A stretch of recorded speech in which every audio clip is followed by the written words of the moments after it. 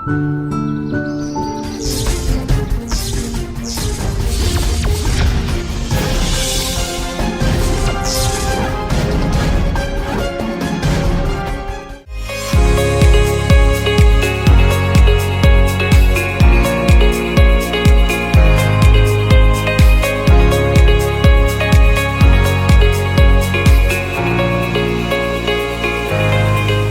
Institute అన్హితి publications ద్వారా Telangana SI constable సంబంధించిన అన్ని బుక్స్ కూడా అవైలబుల్గా ఉన్నాయి.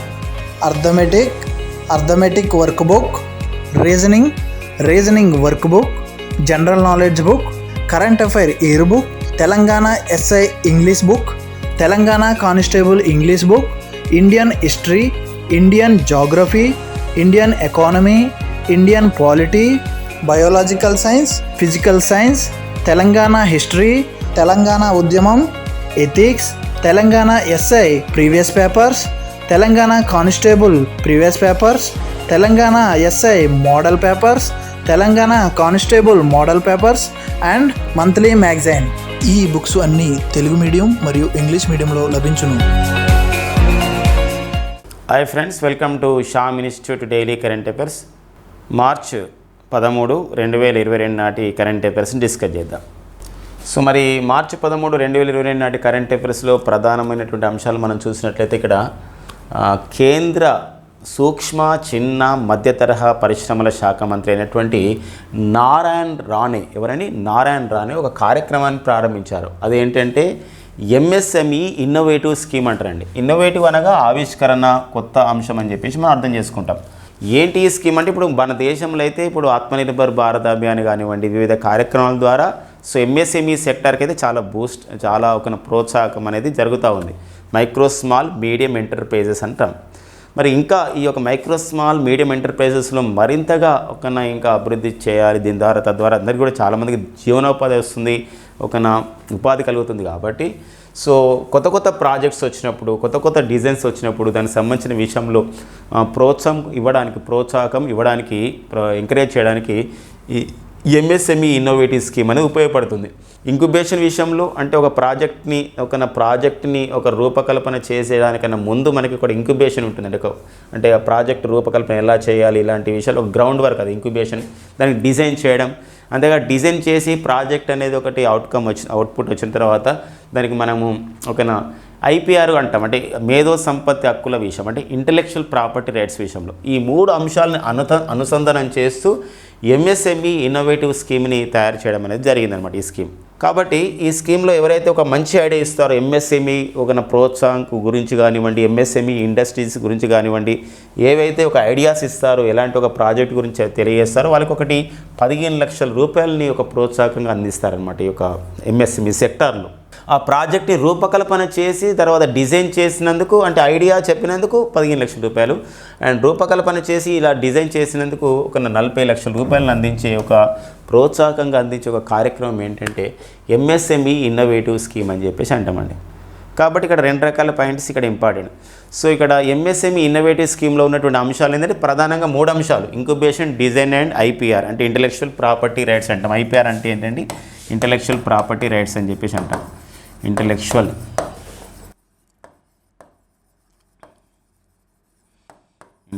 ప్రాపర్టీ రైట్స్ అంటాం.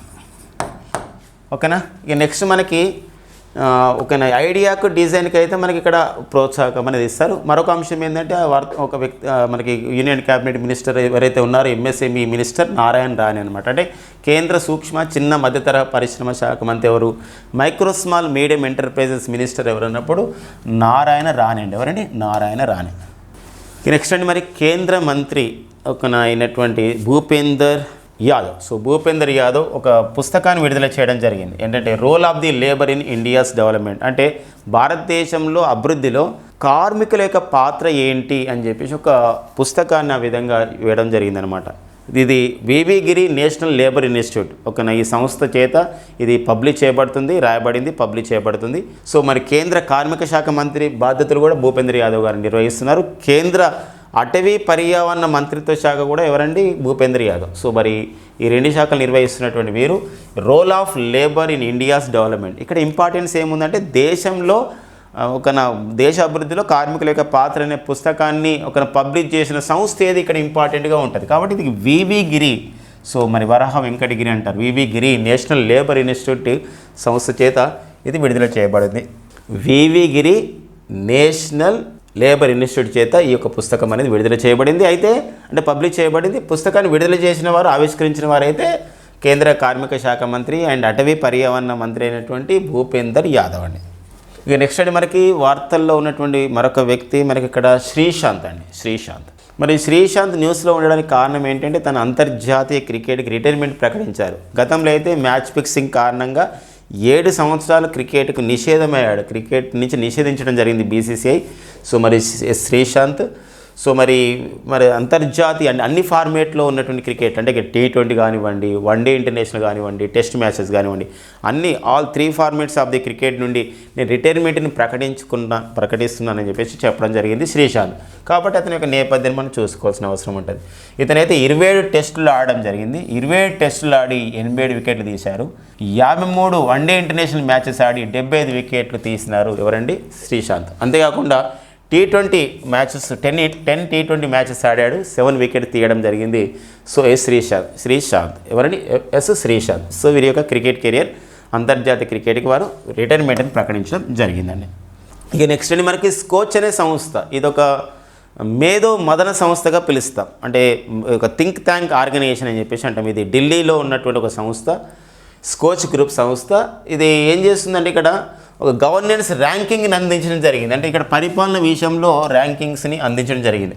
అంటే ఇక్కడ ఎలాంటి ఉంటుందంటే performance in various projects at state, district, municipal level. అంటే ఒక రాష్ట్రంలో, రాష్ట్ర స్థాయిలో, జిల్లా స్థాయిలో, దాంతోపాటుగా మనం చూసినట్లయితే ఇక్కడ మున్సిపల్ లెవెల్స్లో, మున్సిపల్ స్థాయిలో అంటే ఒక మున్సిపాలిటీల స్థాయిలో, పురపాలికలు అంటే మున్సిపాలిటీ స్థాయిలో ఎలాంటి సంబంధించినటువంటి ఒక గవర్నెన్స్ ఉంది, ఎలాంటి ఒక పనితీరు ఉంది, పరిపాలన పనితీరు అని చెప్పేసి ఈ యొక్క స్కోచ్ గ్రూపు నివేదిక అనేది ఇవ్వడం జరిగింది. ఇందులో అయితే లాస్ట్ కూడా ఆంధ్రప్రదేశ్ రాష్ట్రం ముందంజలో ఉంది.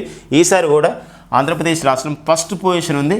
సో ఎవరైతే ఈ యొక్క స్కోచ్ సంబంధించినటువంటి గవర్నెన్స్ ర్యాంకింగ్లో ఫస్ట్ పొజిషన్కి వచ్చినప్పుడు వారికి స్టార్ స్టేట్ కేటగిరీ ఇస్తారు. మరి ఆంధ్రప్రదేశ్ మొదటి స్థానం ఉండగా పశ్చిమ బెంగాల్ 2వ స్థానం ఉంది, అండ్ ఒడిషా 3వ స్థానం ఉంది, గుజరాత్ 4వ స్థానం ఉంది. సో మహారాష్ట్ర ఎన్నో స్థానం ఉందండి? 5వ స్థానంలో నిలిచిందండి. మరి తెలంగాణ ఎన్నో స్థానం నిలిచిందంటే ఇక్కడ 6వ స్థానం నిలిచింది. సో మరి 5 తర్వాత ఏదో 6వ స్థానం నిలిచినటువంటి స్టేట్కి ఒకటి ఏమని హోదా ఇచ్చారు, ఎలాంటి గుర్తింపు ఇచ్చారంటే పర్ఫార్మర్ స్టేట్గా ఇచ్చారండి. ఇది పర్ఫార్మర్ స్టేట్. అదే సో ఆంధ్రప్రదేశ్ అయితే ఇక్కడ స్టార్ స్టేట్ కేటగిరీ. ఒక్కోసారి మనకు అలాంటి క్వశ్చన్స్ కూడా అడుగుతారు.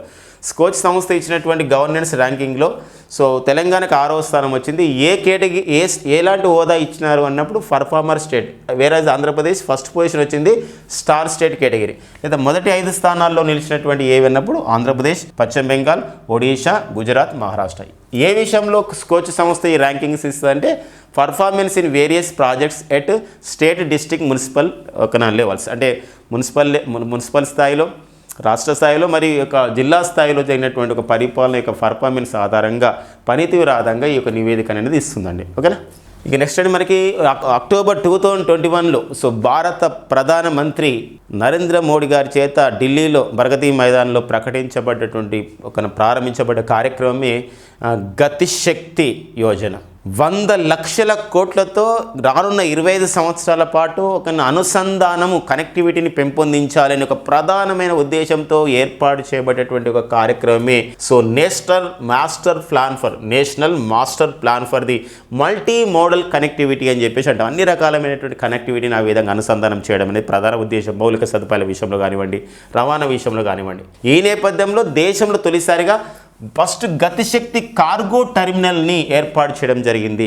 సో ఈ కార్గో టెర్మినల్ అనేది ఎక్కడ ఏర్పాటు చేశారంటే ఇది ఈస్టర్న్ రైల్వేలో అంటే జార్ఖండ్లో ఉన్నటువంటి ఒక అసన్సోల్ డివిజన్లో దీన్ని ఏర్పాటు చేయడం అనేది జరిగింది. కార్గో టెర్మినల్ అని చెప్పేసి అంటే వివిధ వస్తువులను కానివ్వండి తీసుకెళ్ళడం కానీ, అంతేకాకుండా ఇక్కడ పర్టికులర్గా గ్యాస్ ఉత్పత్తికి సంబంధించినటువంటి వాటిలో ఇక్కడ ఒక విద్యుత్ ఉత్పత్తికి ఉపయోగపడే విధంగా ఈ టెర్మినల్ అనేది ఇక్కడ ఉపయోగపడుతుంది అని చెప్పేసి ఇక్కడ చెప్పడానికి ఉందండి. ఓకేనా?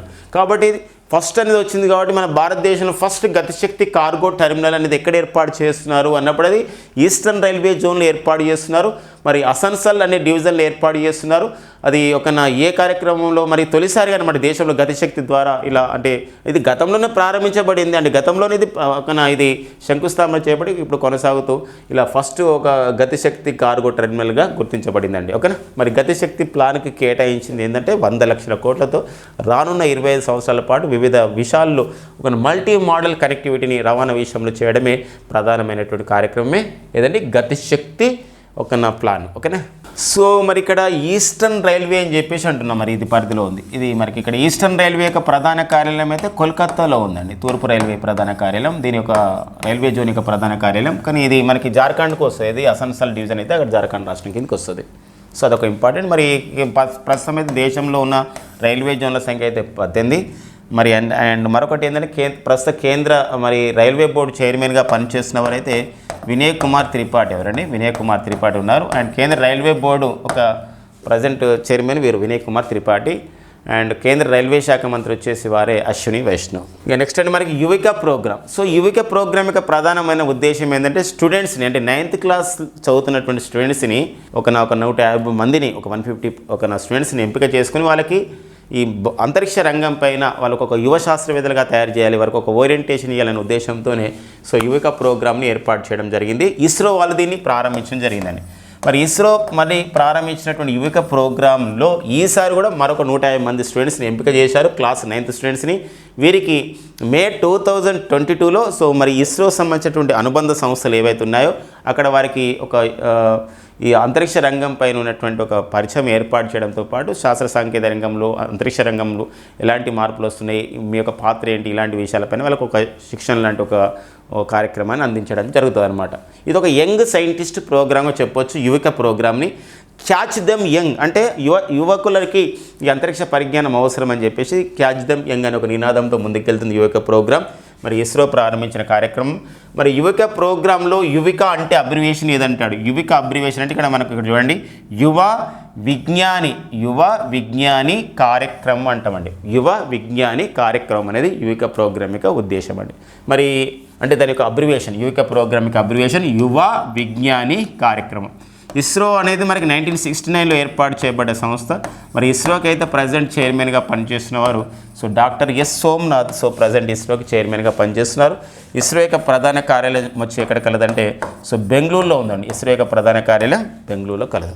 ఇక నెక్స్ట్ అండి మనకి the queen of the Indian pop. So ఎవరైతే మనకి ఇక్కడ ఉషా ఉతుప్స్ ఉన్నారో మరి ఉషా ఉతుప్ అనేవారు పేరొందినటువంటి ఒక పాప్ సింగర్ దేశంలో. అయితే వీరి యొక్క జీవిత కథను బయోగ్రఫీని సో వికాస్ కుమార్ జా హిందీ భాషలో రాశారు. ఏమని రాశారంటే ఉల్లాస్ కీ నావ్ అనే పేరుతో హిందీలో ఉషా ఉతప్ యొక్క బయోగ్రఫీని రాశారు. దీన్ని సృష్టి జా అనేవారు సో వారికి సంబంధించిన రిలేటివ్స్ మరి సృష్టి జా అనేవారు సో దీన్ని ఆంగ్లంలోకి రాయడం జరిగింది, ఇంగ్లీష్లోకి. ఏమనంటే the queen of the Indian pop. ఇక్కడ ఏంటంటే 2 పుస్తకాలుగా ఉంటాయి.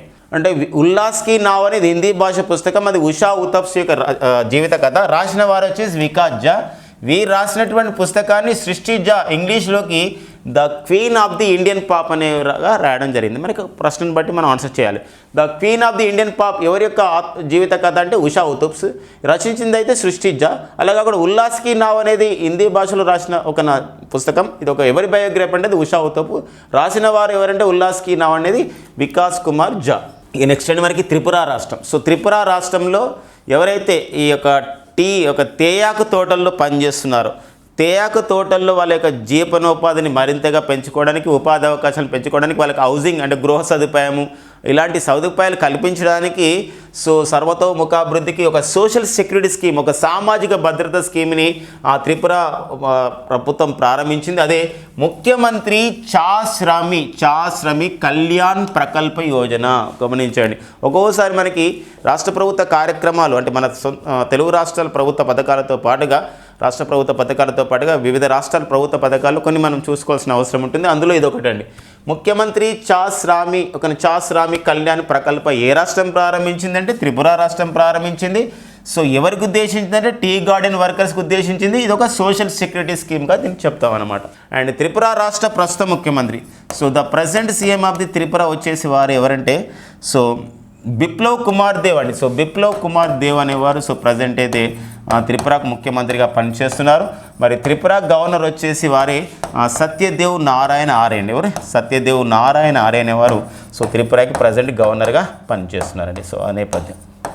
ఇక నెక్స్ట్ అండి మనకి దేశంలో మరి ఇటీవల కాలంలో భారత పార్లమెంటు చట్టం ద్వారా ఏర్పాటు చేయబడింది. ద డ్యామ్ సేఫ్టీ యాక్ట్ ద్వారా ఏర్పాటు చేయబడింది. అండ్ డ్యామ్ సేఫ్టీ యాక్ట్ అనేది వచ్చింది భారత పార్లమెంటు చట్టం ద్వారా. అంటే వివిధ దేశంలో ఉన్నటువంటి ఆనకట్టల్ని తర్వాత డ్యామ్లన్నీ పరిరక్షించాలి. ఒక్కోసారి డిజాస్టర్స్ వస్తాయి, విపత్తులు వస్తాయి, తుఫాన్లు వస్తాయి, వాటిని రక్షించుకోవాలి. అంతేకాకుండా వివిధ రాష్ట్రాల మధ్య ఒక్కోసారి డ్యామ్ల సంబంధించిన విషయంలో, ఆనకట్టల విషయంలో కానివ్వండి, నదీ జలాల విషయంలో, అంటే పర్టికులర్గా ఇలాంటి డ్యామ్ల ఆనకట్టల సంబంధించిన సంరక్షణ విషయంలో ఒక్కోసారి డిస్ప్యూట్స్ వస్తాయి, తగాదాలు వస్తాయి. అలాంటి వాటిని సాల్వ్ చేయడానికి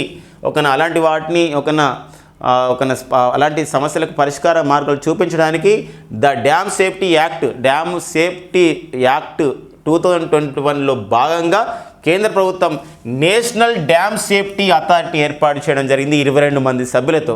జాతీయ ఆనకట్టల లేదా డ్యాముల యొక్క పరిరక్షణ అథారిటీగా భద్రత ఒక సంస్థగా చెప్పవచ్చు అనమాట.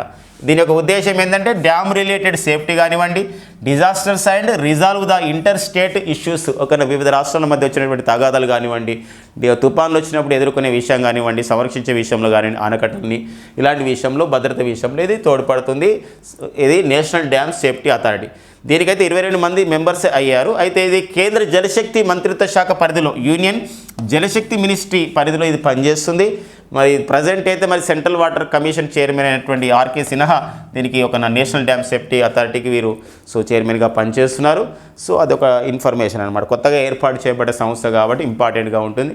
మరి ఇది కేంద్ర జలశక్తి శాఖ మంత్రిత్వ శాఖ అంటున్నాం కాబట్టి, కేంద్ర జలశక్తి మంత్రిత్వ శాఖ అంటున్నాం కాబట్టి ప్రజెంట్ అయితే మరి కేంద్ర జలశక్తి శాఖ మంత్రిగా పనిచేస్తున్నవారు ఎవరండి? వారే గజేంద్ర సింగ్ షెకావత్ అండి. గజేంద్ర సింగ్ షెకావత్ ప్రజెంట్ కేంద్ర జలశక్తి శాఖ మంత్రిగా పనిచేస్తున్నారండి.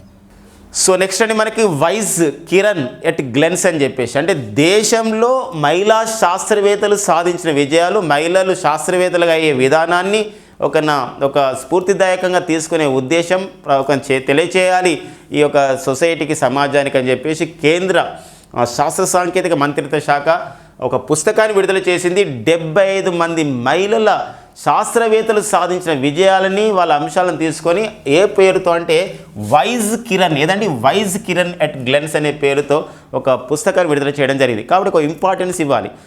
ఏంటంటే వైజ్ కిరణ్ అనే ఎట్ గ్లెన్స్ అనే పుస్తకం ఎవరు విడుదల చేశారు, ఏ మంత్రిత్వ శాఖ అంటే ministry of the science and technology శాఖ. సో ప్రజెంట్ అయితే ఈ యొక్క కేంద్ర శాస్త్ర సాంకేతిక పరిజ్ఞానం శాఖకి మంత్రిగా పనిచేసిన వారు జితేంద్ర సింగ్. సో వీరి ఏ విషయంలో ఇది చేయడం జరిగింది వైజ్ కిరణ్ ఎట్ గ్లెన్స్ అనేది దేశంలో 75 మంది మహిళల యొక్క విజయగాథలు ఇందులో చోటు సంపాదించడం అనేది జరిగింది స్ఫూర్తిదాయకంగా. ఇక నెక్స్ట్ అండి మరొక పుస్తకం మనకు న్యూస్లో ఉంది. రత్నాకర్ శెట్టి అంటే బీసీసీఐలో ఒక పరిపాలకుడుగా పనిచేశారనమాట. అడ్మినిస్ట్రేటర్ విభాగంలో పనిచేశాడు రత్నాకర్ శెట్టి అనేవారు. మరి ఈ రత్నాకర్ శెట్టి వారు రాసిన పుస్తకం ఏంటంటే on board my years in BCCI, అంటే బీసీసీఐలో భారత క్రికెట్ నియంత్రణ మండలిలో మరి ఉన్నటువంటి నేను బోర్డులో ఉన్నాను, ఒక అడ్మినిస్ట్రేటర్గా ఉన్నాను, అడ్మినిస్ట్రేటర్గా ఎలాంటి చూశాను అని తన అనుభవాలని రాయడం జరిగింది. On board my years in BCC అనే పుస్తకాన్ని రాసిన వారు ఎవరని రత్నాకర్ శెట్టి అండి. సో మరి బీసీసీఐ భారత క్రికెట్ నియంత్రణ మండలి ప్రజెంట్ అయితే బీసీసీఐకి అయితే అధ్యక్షుడిగా ఉన్నవారు ఎవరండి? సౌరవ్ గంగూలీ అండి. సో మన దేశంలో మన క్రికెట్ నియంత్రణ గురించి బీసీసీఐగా ఉంటుంది, బీసీసీఐ ఉంటుంది. అదే మనకి అంతర్జాతీయ పరంగా అయితే ఐసీసీ ఉంటుంది. మరి ఐసీసీ యొక్క ప్రధాన కార్యాలయం, ఇంటర్నేషనల్ క్రికెట్ కౌన్సిల్ యొక్క ప్రధాన కార్యాలయం అయితే దుబాయ్లో ఉంది. ప్రజెంట్ అయితే మరి ఐసీసీకి చైర్మన్గా పనిచేస్తున్న వారు ఎవరంటే గ్రేగ్ బార్క్లీ అండి. ఎవరండి? గ్రేగ్ బార్క్లీ న్యూజిలాండ్ దేశానికి చెందిన వీరు ఐసీసీకి చైర్మన్గా పనిచేస్తున్నారు. సో ఇవన్నీ మనకి మార్చి 13, 2022 నాటి ముఖ్యమైన కరెంట్ అఫైర్స్. షా ఇన్స్టిట్యూట్ చేత అందజేయబడుతున్నటువంటి ఆఫ్లైన్ బ్యాచ్ల వివరాలు, ఆన్లైన్ బ్యాచ్ల వివరాలు, సండే గ్రాండ్ టెస్ట్ల వివరాలు అండ్ అన్హితి పబ్లికేషన్ ద్వారా షా ఇన్స్టిట్యూట్ చేత ప్రారంభించబడ్డ అన్హితి పబ్లికేషన్ ద్వారా విడుదలయ్యే పుస్తకాల వివరాలు and Shah institute daily current affairs గురించి please subscribe our Shah institute YouTube channel. And ఇప్పుడు చెప్పిన అన్ని అప్డేట్స్ కూడా షా ఇన్స్టిట్యూట్ కాకినాడ టెలిగ్రామ్ గ్రూప్లో కూడా పొందుపరుస్తున్నారు. Please join in Shah institute Telegram group. Thank you friends and all the best.